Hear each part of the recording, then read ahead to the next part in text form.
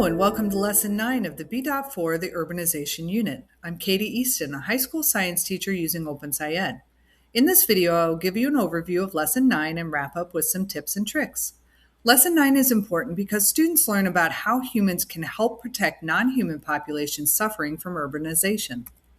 First, let's recap how we got to Lesson 9. During Lesson 8, we carried out a hands-on investigation using beads to study fragmentation and allele frequencies. We figure out that fragmented populations become less fit if they lose individuals with alleles that provide a selective advantage, and that if these populations lose genetic diversity, they cannot always adapt to changing environments. We review wonderings about possible solutions for preventing fragmentation that leads us to Lesson 9, when we discuss how we can plan urban areas and their growth to protect genetic diversity in non-human populations. Let's take a look at the highlights of Lesson 9. Lesson 9 takes two 45-minute days. The 20 minutes of material preparation listed here is to prepare copies of the worksheets and gather chart paper and markers. Students will need to use their individual devices for a data excursion activity using the provided CODAP data and the link in the Lesson 9 OSC folder, and completing electronic exit ticket. I post worksheets in electronic exit ticket for students' use on a learning management system called Canvas. There is a video posted on the Home Learning Google Slides of animals crossing a corridor overpass. There are two big chunks in this lesson. Let's discuss what's happening in each.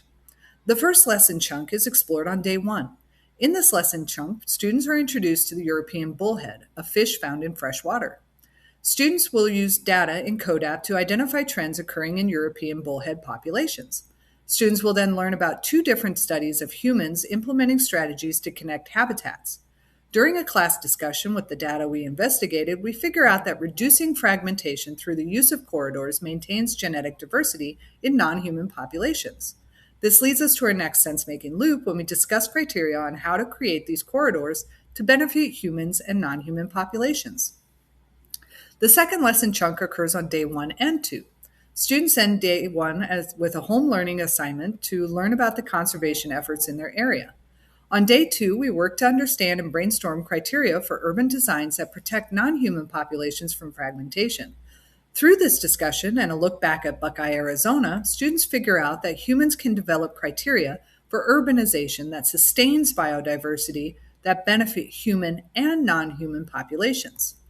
So in summary, on day 1 of Lesson 9, students figure out that reducing fragmentation maintains genetic diversity, and that humans can help non-human population by creating corridors to connect fragmented areas. On day 2, students discuss criteria for urbanization that sustain biodiversity that can benefit both human and non-human populations. Let's take a look at the key moments in Lesson 9. One of the key moments of Lesson 9 is the discussion that arises after completing the Making Sense of Fish Ladders worksheet. The purpose of the discussion is to help students make claims and use evidence to support those claims. During this discussion, students identify that average fish length of the European bullhead has decreased over time, thus leading to a decrease in the genetic diversity. The evidence from the graphs on this slide that show that smaller fish are able to access and use the fish ladders, but that larger fish are unable to access the ladder system.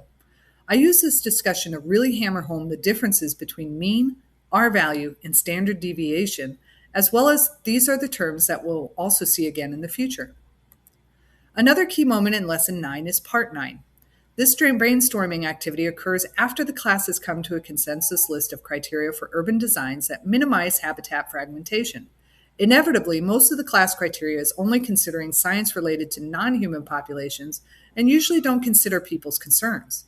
Urbanization involves both human and non-human populations. By thinking of both human and non-human criteria, we add in the social and economic aspects of what it means to create and design urban areas to benefit all species living in that area. It can be difficult to make designs for urbanization when considering a multitude of criteria. At the end of Lesson 9, we add to our new understandings and using design tactics to improve genetic diversity and resilience in non-human populations to our progress tracker.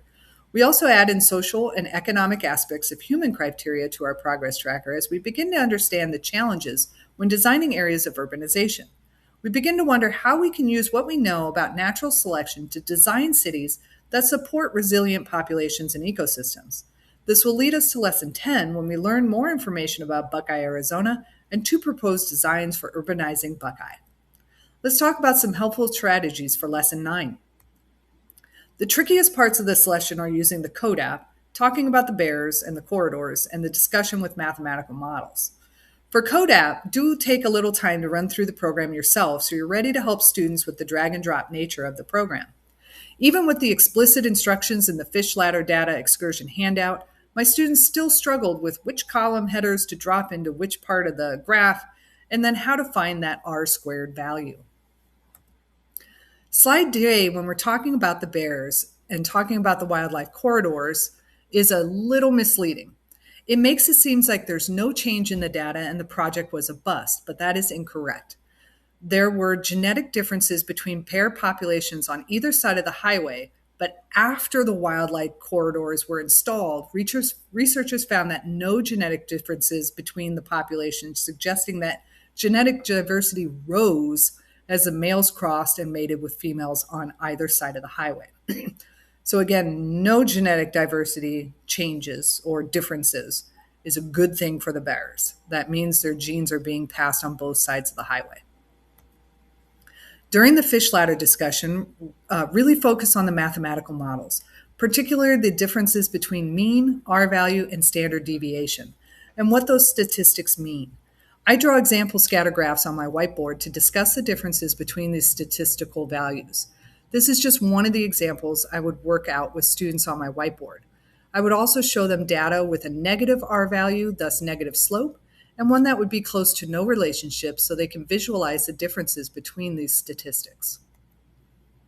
In Lesson 9, we construct a definition for standard deviation. We also discuss independent and dependent variables, correlation coefficient, and R-squared values. In Lesson 9, we do not use anything developed in previous lessons, but we do create a new chart titled Criteria for Urban Planning that we will use again in Lesson 10. Well, this is Lesson 9 in a nutshell. I hope you find this helpful and join us again for Lesson 10 of the Urbanization Unit, where students are introduced to 2 urbanization designs proposals for Buckeye, Arizona. Thank you.